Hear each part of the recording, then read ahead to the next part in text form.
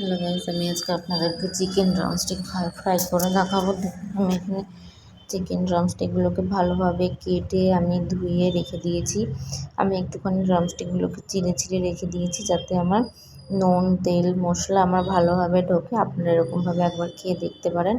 আমি এর মধ্যে যা যা উপকরণগুলি দেবো, টক দই, আমি একটু আতপ চাল ভিজিয়ে রেখেছি, আমি এর মধ্যে দেবো। আপনারা চাইলে নাও দিতে পারেন, স্কিপ করে যেতে পারেন। আর দেবো আমি কর্নফ্লাওয়ার, একটা ডিম, ধনের গুঁড়ো, আদা রসুন কাঁচা লঙ্কার পেস্ট, আর দেবো নুন, কাশ্মীরি লঙ্কার গুঁড়ো, জিরের গুঁড়ো, হলুদের গুঁড়ো, শুকনো লঙ্কার গুঁড়ো।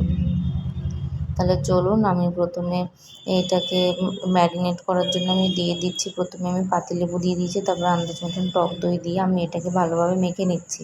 দেখুন আমার মাখা হয়ে গেছে। এবার আমি এর মধ্যে প্রথমে ধনের গুঁড়ো, তারপরে জিরের গুঁড়ো, হলুদের গুঁড়ো, শুকনো লঙ্কার গুঁড়ো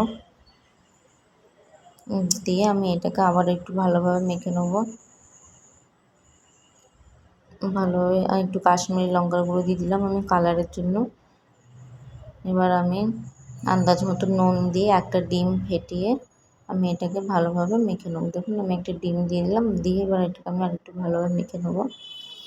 মেখে নিয়ে এবার আমি এর মধ্যে পেঁয়াজ আদা রসুন আর কাঁচা লঙ্কার পেস্টটা দিয়ে দেবো। দিয়ে আমি আবার ভালোভাবে মেখে এটাকে আমি ম্যারিনেট করতে কিছুক্ষণের জন্য রেখে দেবো।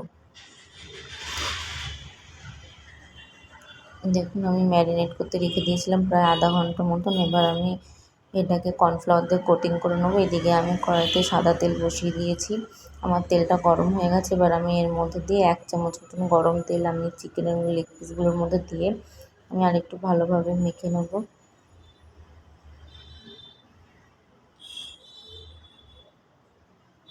এবার আমি এর মধ্যে কর্নফ্লাওয়ার দিয়ে দিচ্ছি, দিয়ে আমি এর কোটিংটা করে নিচ্ছি।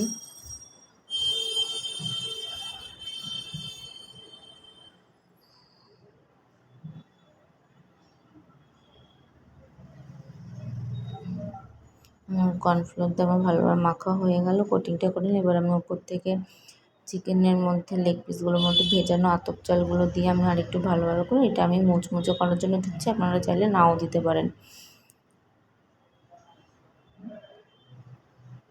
দিয়ে এবার আমি তেলের মধ্যে ছেড়ে দেবো। আমার তেলটাও গরম হয়ে গেছে। এবার আমি তেলটা আমি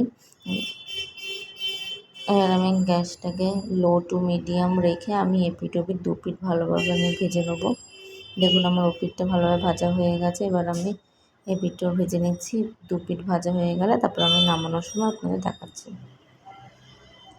এই দেখুন আমার দুটো পিঠই ভালোভাবে আমি ভেজে নিয়েছি। এবার আমি এই দুটোকে নামিয়ে দেবো। নামিয়ে একেবারে পরিবেশন করে আমি আপনাদের দেখাচ্ছি। দেখুন আমি এখানে পরিবেশন করে নিয়েছি। আপনারা এরকমভাবে চাইলে খেতে পারেন। আশা করি আপনাদের খুব ভালো লাগবে। ভালো লাগলে লাইক, কমেন্ট, শেয়ার করে সাবস্ক্রাইব করুন।